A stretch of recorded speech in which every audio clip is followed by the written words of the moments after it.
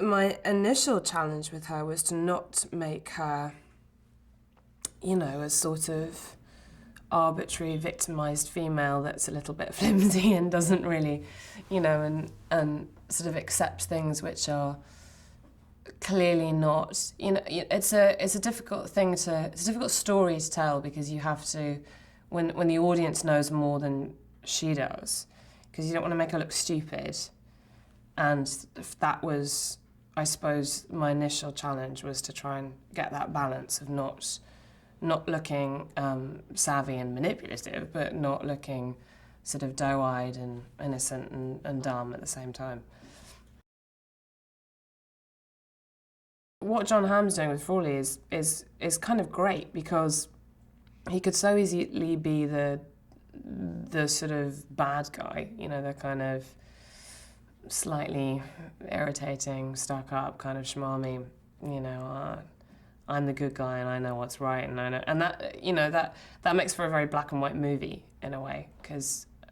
you know, but the whole thing about this film and this story is the grey areas, is the rooting for the anti-hero and the things that you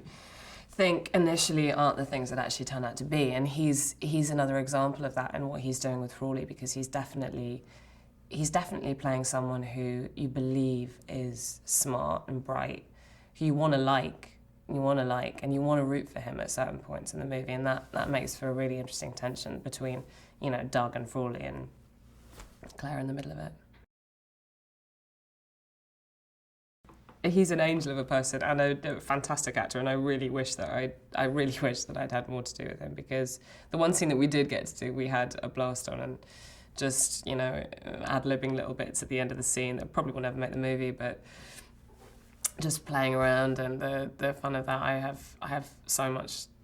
respect and admiration for him. He's great. He's pretty clear, and I think he has to be, depending on what hat he's gone on. Because, you know, when he's acting, he's got to be in the scene and he's got to be giving 100% to that job. And when he's directing, he's got to be out of the scene, looking at the whole thing, and 100% in that job. So he's